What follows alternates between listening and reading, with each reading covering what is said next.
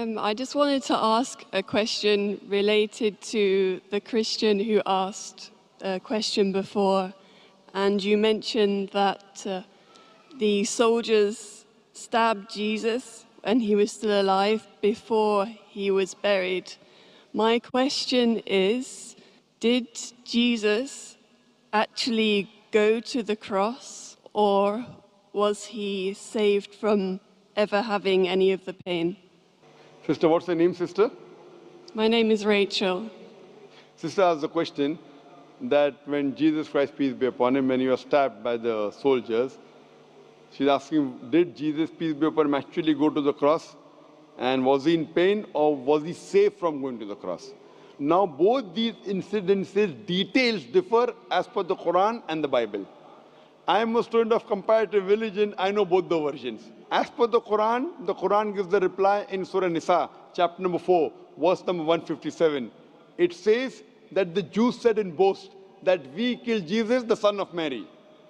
But the Quran says, وَمَا قَتَلُوا وَمَا صَلَّبُوهُ. They killed him not, neither did they crucify him. وَلَكِنْ شُبِّهَ لَهُمْ. It was only made to appear so.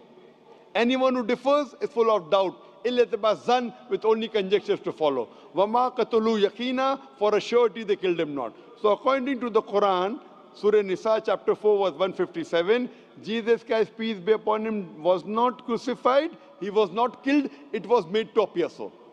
How it happened, we are least bothered about the details. The next verse says in Surah Nisa chapter 4 verse 158, Allah raised him up alive unto himself. In the Bible now, for the Muslims, Quran says he was not killed, he was not crucified. We are satisfied. It was made to appear so. How it happened? There are many hypotheses. Maybe somebody was replaced in his place, or maybe we are least bothered. Quran says he was not killed, he was not crucified. We are satisfied. We are not bothered to know the details. If you read the Bible, if you read the story, if you read the Gospels, we come to know that Jesus Christ, peace be upon him, the Jews, they alleged that he did blasphemy. If you read the Gospel of John chapter number 10, verse number 31, 32, when he says, I and my Father are one. So they think that he claimed divinity. So they say that ye being a man, you claim divinity. So Jesus Christ, peace be upon him, says in the Gospel of John chapter 10, verse 32, that isn't it mentioned in your scripture that ye are gods? The person who speaks the word of God are called as gods. And the law is not broken. So here they mistook that he claimed divinity. They pick up stones to stone him.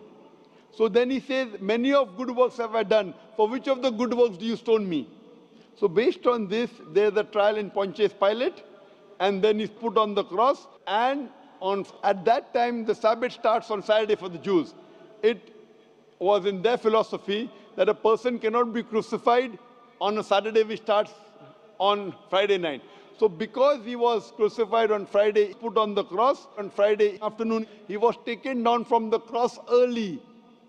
Because a person cannot be crucified on Saturday. So because they take him out early, if I agree with the narration of the Bible, I assume that even if he was put on the cross, he did not die. That's the reason the soldiers, they pierce, and there you see blood coming out. And then in a hurry, they put him in the sepulchre. Now when they put him in the sepulchre, he is there in the sepulchre on Saturday full day.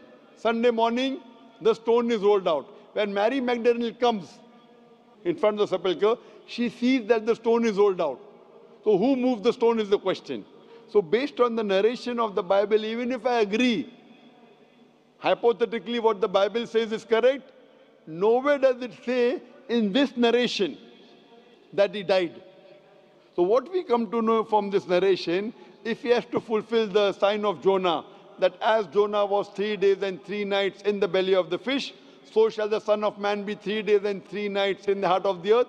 Jesus Christ, peace be upon him, has to be alive. If he's dead, that means Jesus Christ, peace be upon him, lied. In the Gospel of Matthew, chapter number 12, verse number 38, he says, and he gives a prophecy, that as Jonah was, so shall the Son of Man be. If Jonah was alive, he has to be alive. So what I assume in my reading as a student, after doing research, I don't believe Jesus Christ, peace be upon him, lied. So to fulfill his prophecy, I have to believe he was alive. He was put on the cross, but he did not die. Ya, demikianlah video dari Dr. Zakir Naik yang memberikan jawaban terkait dengan pertanyaan dari Rachel mengenai siapa yang disalibkan. Nah, saya perlu beritahu di awal ini bahwa mereka itu menganggap bahwa Isa dan Yesus itu sama. Ya, kita coba ikuti pikirannya ya. Jadi, Zakir Naik tidak memberikan jawaban yang tegas dan jelas mengenai siapa yang disalibkan. Karena apa? Di dalam kitabnya ada perbedaan pendapat mengenai Isa itu mati atau tidak. Ada yang mengatakan Isa itu tidak mati karena diserupakan, jadi yang salib itu bukan Isa, tetapi orang yang diserupakan. Ada juga yang mengatakan bahwa Yesus itu tidak mati karena dia langsung diangkat. Nah, sehingga pendapat ini dianut oleh Zakir Naik dan dia tidak memberikan jawaban yang jelas. Sehingga kalau ditanya, apakah Isa mati? Nah, dia katakan, kita nggak perlu tahu itu. Tetapi dia mengkritisi Bible dengan mengatakan bahwa Yesus itu sendiri juga nggak mati. Buktinya sama seperti Yunus yang masuk di dalam perut ikan 3 hari 3 malam. Demikian juga Yesus yang adalah anak manusia akan masuk di dalam perut atau rahim bumi selama 3 hari 3 malam. Nah, pintarnya si Zakir Naik ini dia tanyanya bagian yang lain. Ya, apakah Yunus mati? Tidak.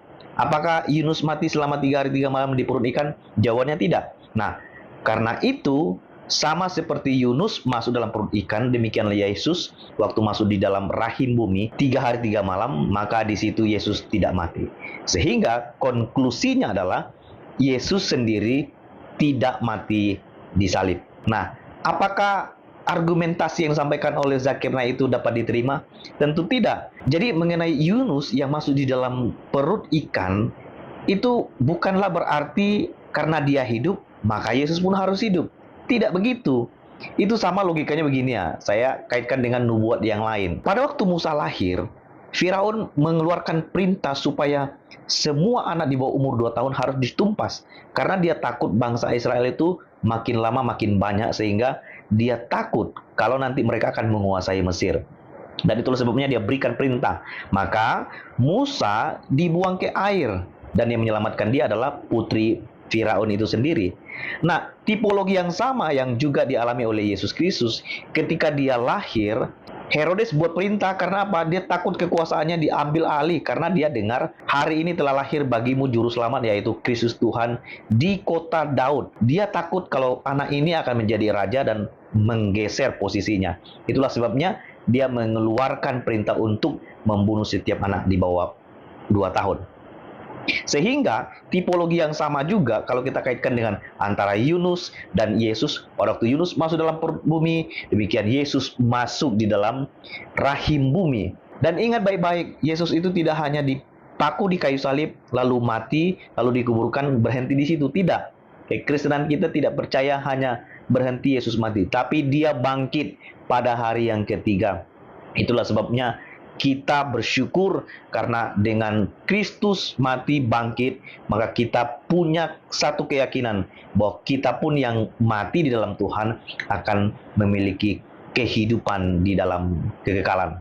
Iya, shalom teman-teman semua. Terima kasih sudah menonton video ini, dan biarlah kiranya melalui video ini bisa mengedukasi kita semua dan kita bisa melihat bagaimana usaha atau upaya Zakir Naik dalam dakwahnya. Dia berusaha membelokkan kebenaran Alkitab. Dia berusaha untuk menyampaikan dustanya terhadap kitab suci, teman-teman ya. Nah, teman-teman, terkait apakah Yesus itu benar-benar mati, apakah dia benar-benar tersiksa dan menderita, itu jelas kitab suci sudah menjelaskannya secara mendetail, seperti dalam tulisan Yohanes 1 ayat 1, bahwa apa yang telah kami lihat, yang telah kami raba, yang telah kami dengar tentang firman yang hidup, itu yang kami tuliskan kepadamu. Artinya mereka adalah saksi mata terkait sejarah peristiwa bagaimana Yesus itu melayani sampai mati, bahkan bangkit pada hari yang ketiga. Nah teman-teman, bagaimana upaya Zakir Naik terkait itu ketika dia memberikan jawaban yang memang ngawur dan memang sama sekali tidak jelas, teman-teman ya. Justru dia blunder. Nah teman-teman, apa yang dikatakan oleh kitab suci terkait terkait tanda Yunus ini, di mana sama seperti Yunus 3 hari 3 malam dalam perut ikan, demikian anak manusia. Nah, itu sebenarnya tipologi. Nah, kalau kita baca kembali isi doa Yunus dalam pasal 2, isinya lebih mengacu pada penderitaan, kematian, dan kebangkitan Kristus.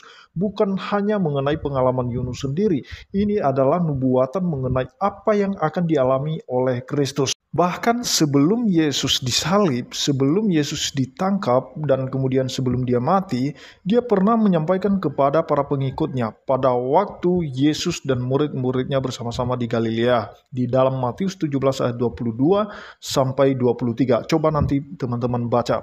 Dia berkata di situ, pada waktu Yesus dan murid-muridnya bersama-sama di Galilea, ia berkata kepada mereka, anak manusia akan diserahkan ke dalam tangan manusia, dan mereka akan membunuh dia, dan pada hari ketiga ia akan dibangkitkan.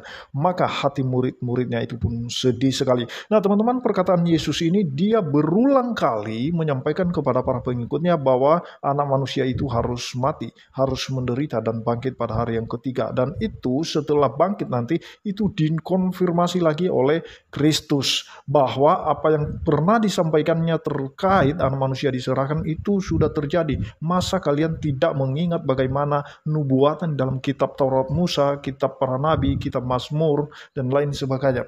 Nah, bagaimana mungkin kalian tidak mengerti tentang hal itu? Itu sebabnya di dalam Lukas 24 nanti itu baca bagaimana kebangkitan Yesus, bagaimana dia membuka pikiran murid-muridnya terkait nubuatannya, terkait bagaimana penderitaan Mesias itu dan kebangkitannya. Nah, bahkan kalau kita melihat di dalam Markus 15 teman-teman ya, bahkan ada salah satu pasukan Romawi yang menyaksikan sendiri dengan matanya. Di situ di dalam Markus 15 ayat 37, di situ dikatakan lalu berserulah Yesus dengan suara nyaring dan menyerahkan nyawanya. Ketika itu tabir bait suci terbelah dua dari atas sampai ke bawah. Waktu kepala pasukan yang berdiri berhadapan dengan dia melihat matinya demikian, berkatalah ia, sungguh orang ini adalah anak Allah. Nah, itu artinya bahwa kematian dan kebangkitan Kristus itu sungguh benar-benar nyata dalam sejarah. Terima kasih, Tuhan Yesus memberkati kita semua. Shalom.